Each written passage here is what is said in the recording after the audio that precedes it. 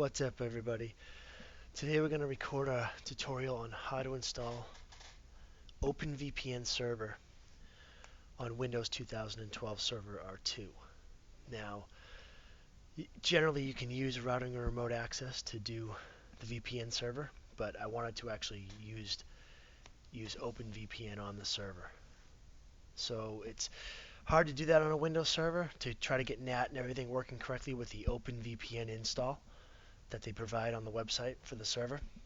It works easy on CentOS and Linux and things like that, but for Windows it's really not straightforward for people that are using Windows and they want to set up a VPN server, an Open VPN server. So what I'm going to do is I'm going to illustrate on how to do that on Windows 2012 R2 server. And the first thing we're going to do is we're going to install a server client called SoftEther, which is a server software that provides all types of different VPNs. L2TP, you can do OpenVPN, you can do PPTP, you can use UDP, TCP, a lot of flexibility on what you can do. And the software is free, which is great.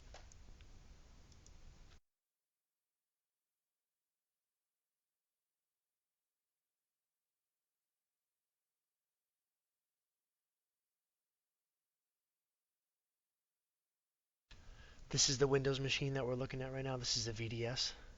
So I'm going to download the server software to the VDS.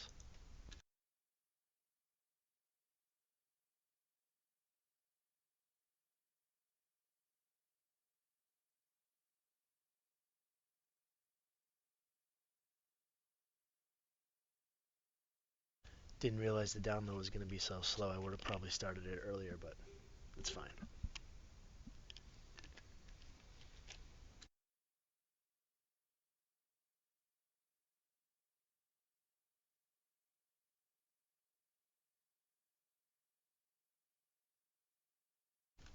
Okay, that's completed. We're going to minimize that and install the server. Going to next through all these different options here. We're going to select the server.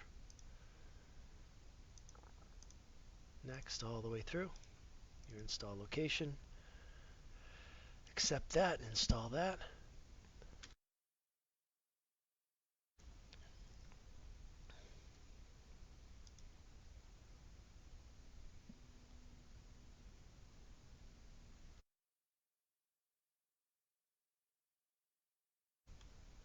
And we're going to start the manager.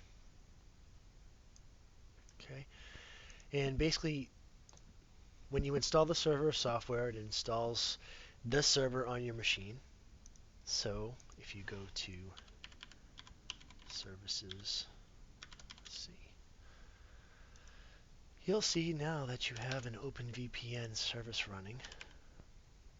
I'm looking for SoftEther. There we go. And it's running automatically on boot up of your VDS or whichever Windows platform you're installing on. I'm sure this will work on other versions of Windows other than just server, but for this application we're doing it for server. So by default, this is the instance we were just looking at. We're going to connect to that, to the local instance on the VDS. Do a temporary password for the server to connect to the server. It's been changed, and now we are actually in the server. Remote access VPN server. Yes. You can name your virtual hub. Right now we're going to call it test for this purpose. You can create multiple virtual hubs, by the way, and have individual users for all those different virtual hubs. This here is going to be, that's probably not good that I show you that, but this is a temporary VDS, so it's just giving me the options and what's installed, okay? So I'll click next. And we can enable L2TP if you want your native Windows VPN client to work as well. Again, we're using SoftEther VPN to install our server, which is going to enable us to use an OpenVPN connection as well as all types of different other VPNs, so you choose. So just in case you wanted a native Windows, Android phone, or PC to connect via L2TP, this will be your IPsec pre-shared key. You can click OK. Excuse me. It's going to disable that because we're not going to use that.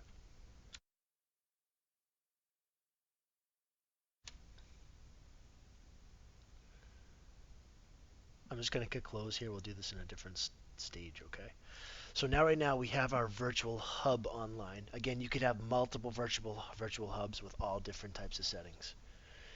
This is our test virtual hub. So we're going to go into we're going to manage the virtual hub, and we're going to manage users. So we're going to create a new user. I'm going to call it test. And we're going to go over here. I'm going to give it a password of 12. No, I won't tell you the password. All right.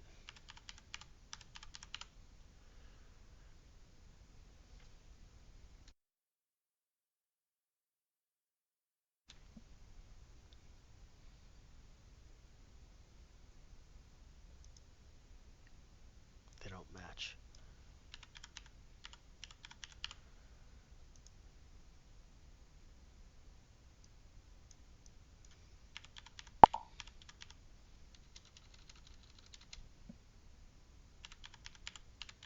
Oops. Hold on 1 second here.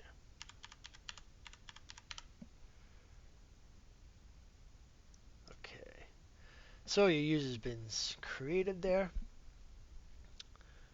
Second here.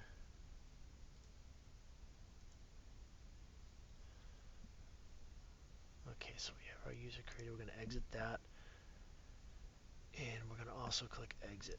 So we have the SoftEther VPN Server Manager installed, and we're configuring it for OpenVPN. So what you're going to do to be able to do that is very simple. You're going to click OpenVPN. Here's the default port for OpenVPN of 1194. You're going to generate a sample configuration file. Save that to our desktop. Click yes here. It's going to export your VPN settings to your desktop. You're going to extract the zip file. Okay. And we'll open up that folder. And we're going to basically take this configuration file here and rename it to test.ovpn.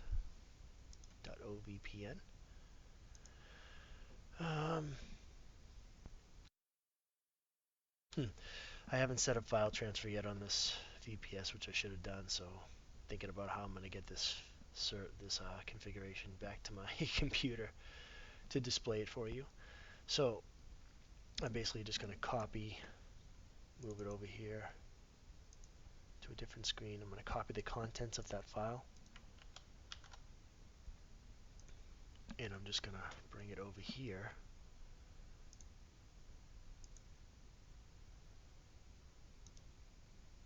We'll make a random, actually, we'll make a text file. This is my local computer here. Bring this VDS back over here. Where the hell is my notepad? Okay. Just going to move this to the temporary server window. And we're going to save it as test.ovpn. Typically you just download the file, dude.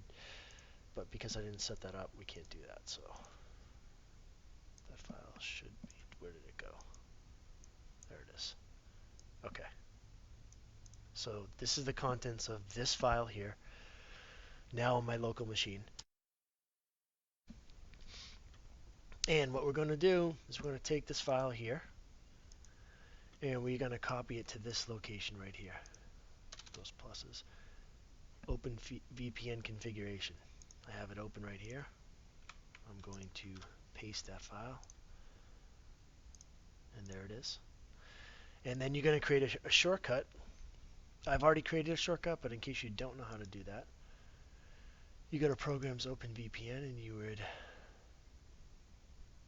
actually, I don't even know where the executable is. Let me just look at the shortcut. It's in the bin. So you go into bin, you right click, create shortcut, move it to your desktop, and that's what we have right here. So go to the properties of the shortcut. We're Whoopsie-doo.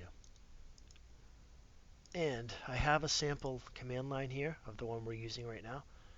But basically, you're going to take that, pop it into your target field, and then you're going to hit apply. Okay. Second thing we're going to do is we're going to create a password file.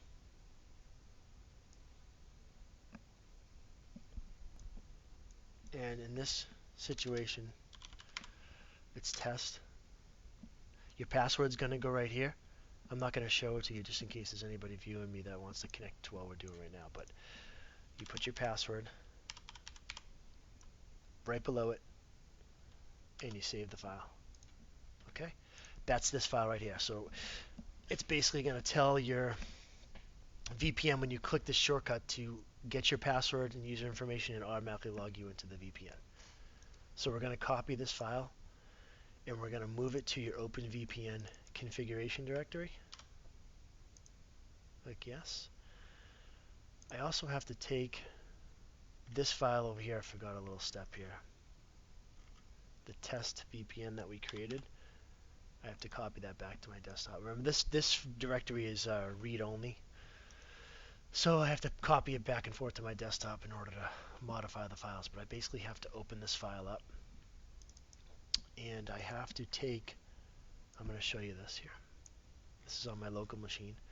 Under this field right here, you're going to take this line and basically change this right here. It's going to point to this password file. You're going to save that, and you're going to move this file back to your OpenVPN directory. It's the same. No, so we'll just copy. Whoops, not in the right directory there. Paste that back in there. Replace. Okay. I'm going to get rid of this because it's already in the directory. So what's going to happen here, I'm going to click my shortcut. It's going to hit the executable for OpenVPN. It's going to open the configuration file for test.ovpn. It's going to say, okay, in order to connect, I want to read this password file. It's going to redirect to this password file. It's going to grab your user credentials for your username and password, and it's going to log you into the VPN server that we just created for OpenVPN here. Okay, so let's test it out. We've got our virtual dedicated server. We have SoftEther VPN installed as our server software to accept L2TP, PPTP, OpenVPN connection via UDP, TCP, whatever you choose. That's where we're at right now. I'm going to go back to my local machine. I'm going to minimize the directory here, and I'm going to click on my shortcut to open up the VPN connection. And I don't have any other VPNs connected right now, so let's see if it works. Oh, okay. Open VPN test site. I need to make that file a different name. See how it says Open VPN test? That's what I actually set the shortcut up to use. Quickly go back, sorry about that. Quickly go back to the configuration directory. And unfortunately, I have to copy this stupid because I can't. I'll try to rename it, but I don't think it's going to let me.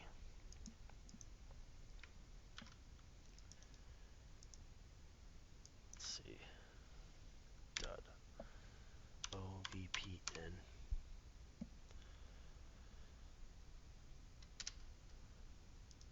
Okay, good. It let me. So I just had to make that match in case I just confused the shit out of you guys when you're watching this. Needs to match this line here. I had preset the shortcut up for that line, and then I renamed the file. I made the file a different name, so that was my bad. So let's go ahead and click it now and see if it works for us.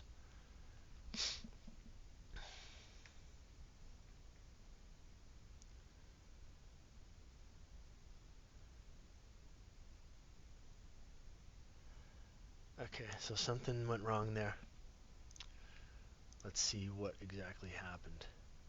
I know what I did. I'm sorry. So basically, we have to create a NAT, which is one of the big problems. Say if you download the server software for OpenVPN, you install it on your server, you get all the connections up, your VPN connection gets established, but you can't surf the internet on your clients. That's the big problem with the default client, which we're server. So we're going to avoid that problem right now, which is the beauty of this software. And what we're going to do is we're going to go to forget where this is again. Here it is. So you're going to, again, click on Manage Virtual Hub, and you're going to do Virtual NAT, and you're going to enable Secure NAT. You hit OK. And your Secure NAT configuration. This is going to hand client addresses out to your clients, and then they're going to be able to surf the internet coming through your VPN connection and going out your internet connection on your VDS or whatever server you're using. So click OK, exit there. Exit out. Now we have the NAT configured, so when I click this shortcut now, I should get an IP address. And it's already running. I have to shut the GUI down because it automatically starts the GUI. See if we get a better authentication failure. So the NAT had to be turned on, but we have another problem here. It's probably, let me just, that's probably, sorry guys. That's for the virtual hub. And we're going to probably have to go to users here.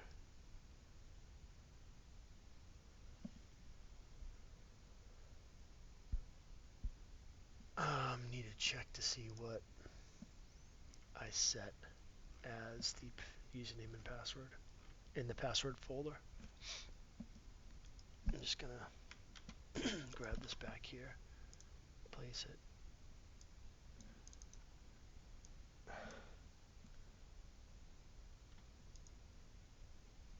That's what I did. I left out an integer on the password. So again, I'm going to move this back to this monitor. Copy this file to the directory. I was in the wrong directory. Let's try that again. Replace it. Continue. So basically, I fucked up the password file, guys. That's why we can't authenticate. Let's go back. And again, let's try our shortcut. Okay, the GUI's running again. Yes. Because remember, the shortcut starts the GUI and does the connection all for you with one click.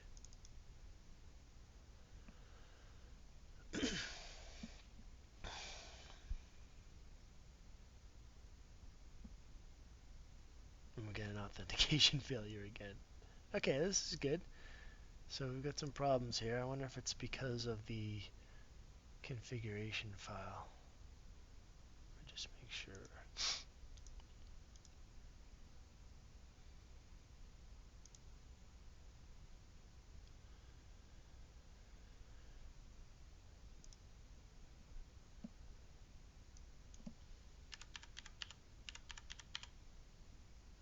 These definitely match.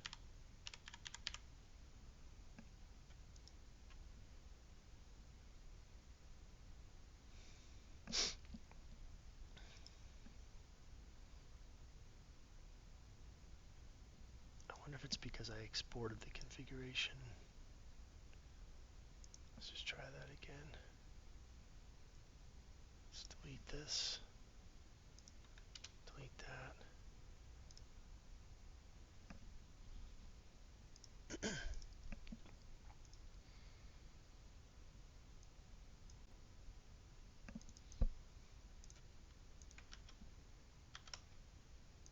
Copy this over here. Oh my god, I should just leave the files on the desktop. Just put this over here and then go back here again. Oh boy, why do I have two opened up? This is the one I want. Copy the contents. Should be the same. This file shouldn't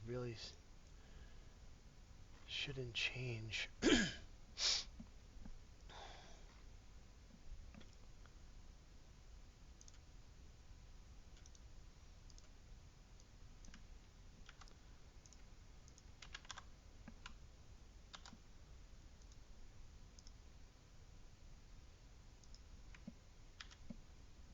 Just pasting this back. I'm just making sure there's no problems with the files.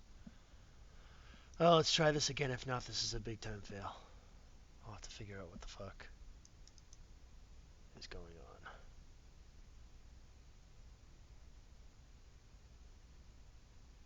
Okay, so that's what the problem was. See, I'm now connected. Didn't actually tell me what my IP is. Here's my IPs right there. So what happened was I was fumbling with the passwords of the user, and what happens is that when I was in here under Manage Virtual Hub, under Users, I think when I exported the configuration, I changed the password basically in here, and when I exported the configuration, it was the wrong password when I did this export here. So I just redid the export, copied the configuration file back to the file name and replaced it. So all of our steps are correct. It's just that I did a little bit of a out of order mishap there. So basically, we used OpenVPN to connect to the server we just set up, and we have an established connection here through the OpenVPN software. And my client address is that 192 address there. And so we can open up a web browser and test that our internet's working. Our network address translation is working, basically. We'll go to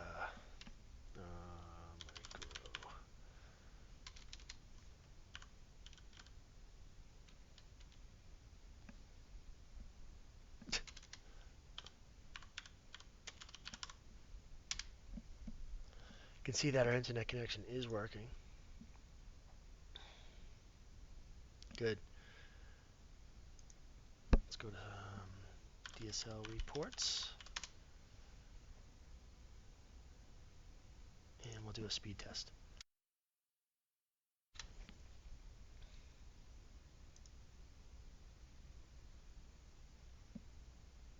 I don't know why that message was so delayed, but in any case, it's there. And we'll select our cable connection, share location, blah, blah, blah.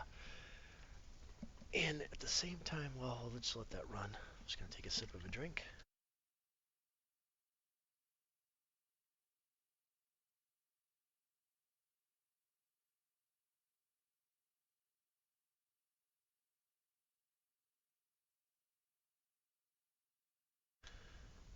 Sometimes these speed tests are bugged. And I'm probably going to kill my frames right now. I'm going to drop some frames again on my upload. Yeah, I'm dropping frames right now. I'm going to cancel that. But basically, we're working on the VPN. We'll do what is my IP. And you can see that your public address is that of your VDS. Okay? That's how you configure OpenVPN Server on Windows 2012 Server R2. And remember, you can use Android clients, PC clients, native and OpenVPN based to connect to this. You can also install the SoftEther client to connect to the server, so it handles basically all of your clients can connect to the server and get proper network address translation in order to access internet resources. If you tried to do this with the default OpenVPN software, you'd be here for years trying to get your clients to be able to surf the internet. Trust me, I've been there. There was no tutorials online on how to do this. Typically, you can use your routing and remote access to do VPN on Windows Server, but I didn't like that option. I was having a bunch of problems with UDP floods and things like that. So I chose this software, and I also at the same time realized that, hey, I can use it as an OpenVPN server as well that properly handles network address translation, so all my clients can surf. This software is very powerful. You could have multiple virtual hubs, and inside each virtual hub, you could have different users associated with those virtual hubs. So if you had an office in New York, an office in California, Australia, you could create different virtual hubs for all your different offices and then assign people address space and usernames within those virtual hubs. So this software is really, really useful. And you can also manage your virtual hub here, and you can click on your sessions, and you can see that there's my session connected via OpenVPN Layer 3. There's my username, my IP address, connection status. You can do session information. You can look at the bits transferred, refresh these, and you can see that they're incrementing. So If you're a Windows person, you don't like CentOS, Linux, you like your GUI-based software, and you want to do an Open VPN solution for your customers or whoever it is, this server software is the way to go. I think if you're using it in like a corporate or enterprise environment, you may need to license it, but because I'm only doing it for test purposes in my own private VPN, which is only one machine, you can use the software for free. You may be able to use it for enterprise solutions for free. I don't know. I'm just simply displaying the way it works so you guys know. Okay. So, in summary, go back to our file here, and I'll put this stuff inside the video description when I upload it to YouTube. Definitely go to my YouTube channel and check out this presentation, which I recorded yesterday. It's a little bit different. It did have some of the same details, but I wanted to set up a video specifically with this title because when I was trying to do it, I couldn't find any help to get it to work. So hopefully this is going to help someone that's trying to do the same thing I was. And so to summary, we set up a SoftEther OpenVPN server on Windows 2012 R2, and we had network address translation running so our clients could surf. You downloaded the software, you installed the server. We didn't do the client, but you can do that in order to connect to this. It's whatever way you want to connect. There's multiple different ways to do that. We went over the shortcut that you have to add to your target to get it to connect and log you in on the single click of the shortcut. We discussed the password file that you need to create inside this configuration directory with these parameters to point to the password file that you created to automatically log you in. Okay? And remember, to log yourself in, if your username was Dan and your password was 1234, you would save the file just like that. Username, enter, password, save the file. OpenVPN will automatically read that for you, and you'll be connected. So again, thank you for watching. I'm going to upload this to YouTube, and hopefully this helps someone out there. Because hey man, if this video was out there when I was trying to do what I was trying to do, I would have been very grateful. So thank you all for watching. You guys have a good day. Peace.